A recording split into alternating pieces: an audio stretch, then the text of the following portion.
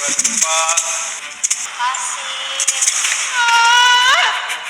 cukup makan apa kita, Buni? Ya ampun. Sepanjang perjalanan pulang dari kos-kosan Fionika, Emran merasa terus gelisah. Dia terbayang-bayang Fatan dan Kansa yang sukses melakukan malam pertama.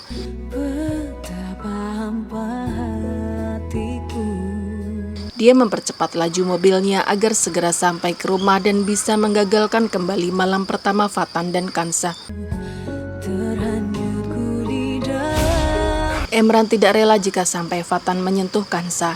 Pikiran Emran begitu kalut. Dia terus terbayang-bayang kemesraan Fatan dan Kansa sebagai pengantin baru. Enggak, gue gak akan pernah biarin lu nyentuh Kansa, tapi kapanpun Kansa cuma punya gue. Emran bersumpah akan melakukan apapun untuk memisahkan mereka berdua. Kalau Kansa hamil, posisi kita yang di rumah ini akan terancam. Harta sama warisannya akan dikasih ke Kansa sama Fatan. Pak Aksan mengumpulkan semua anggota keluarganya untuk menyampaikan bahwa dia sudah memutuskan akan rujuk dengan Bu Hutami. Dalam waktu dekat Pak Aksan akan menikahi Bu Hutami seperti keinginan Oma Inggit dan Kansa. Oma Inggit dan Kansa sangat senang mendengarnya, namun tidak dengan Funi dan Bu Rara. Funi selama ini memang menghormati Bu Hutami, tetapi Funi tidak setuju jika papanya menikah lagi dengan Bu Hutami. Demikian juga dengan Bu Rara. Dia tidak rela dimadu. Oma Inggit mengejek Bu Rara. Baginya Bu Hutami adalah menantu kesayangannya. Jika Bu Rara tidak mau dimadu, Oma Inggit menyarankan agar Bu Rara pergi saja dari rumahnya. Bu Rara benar-benar marah. Lagi-lagi dia menyalahkan Kansa. Dia mengungkapkan bahwa dugaannya ternyata selama ini benar. Kansa masuk ke dalam rumah Pak Aksan untuk mempengaruhi Pak Aksan agar rujuk kembali dengan Bu Hutami. Dasar perempuan gak tahu malu ya kamu. Bu Rara pergi dengan kesal untuk melabrak Bu Hutami. Sesampainya di apartemen Bu Hutami, Bu Rara mengamuk dan memaki-maki Bu Hutami. Bu Hutami tersenyum meledek Bu Rara. Dia memang akan segera rujuk dengan Pak Aksan agar Pak Aksan semakin terurus sebagai seorang laki-laki yang beristri. Berani macam-macam. Bu Hutami ingin selalu memasak untuk Pak Aksan agar Pak Aksan merasakan kenyamanan dalam sebuah kehidupan rumah tangganya. Puspa dan Amel tersenyum bahagia mendengar Bu Hutami akan segera menikah dengan Pak Aksan. Mereka pun memberi selamat kepada Bu Hutami. Bu Rara semakin geram. Dengan penuh emosi dia memukul Bu Hutami hingga Bu Hutami terjatuh ke Puspa tidak tinggal diam.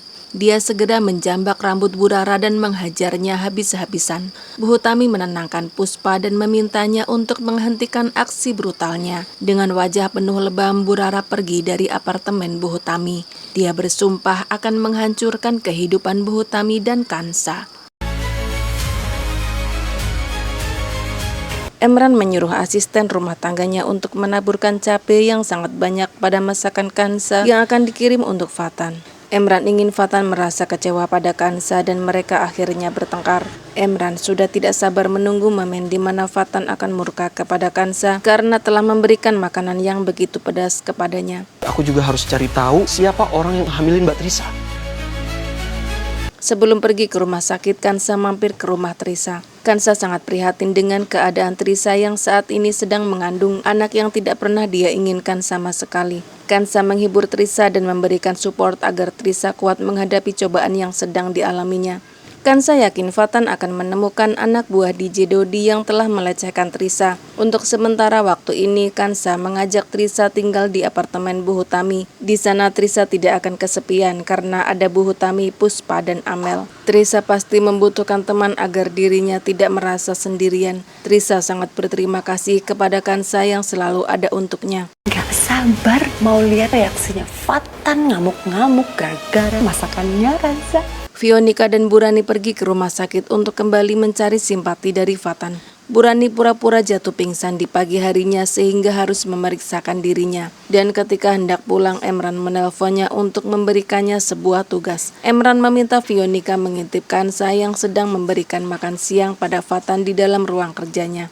Emran mengatakan bahwa dia telah menyuruh asisten rumah tangganya menuangkan cabai yang sangat banyak pada masakan Kansa. Emran yakin sebentar lagi akan terjadi keributan besar di antara Fatan dan Kansa. Fionika pun mengintip dari balik pintu dan merekam momen di saat Kansa memberikan makan siang pada Fatan. Fionika dan Burani sudah tidak sabar melihat Fatan marah besar kepada Kansa.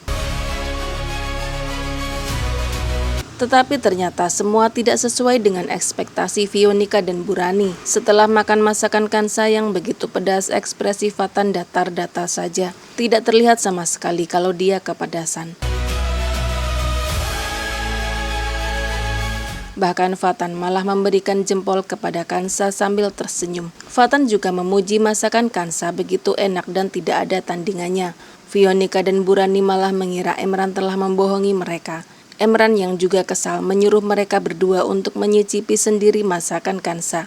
Mereka pun pergi ke dalam ruangan Fatan ketika Fatan sedang keluar. Betapa syoknya mereka setelah menyicipi masakan Kansa. Ternyata makanan itu benar-benar pedas hingga membuat mulut mereka berdua seperti terbakar.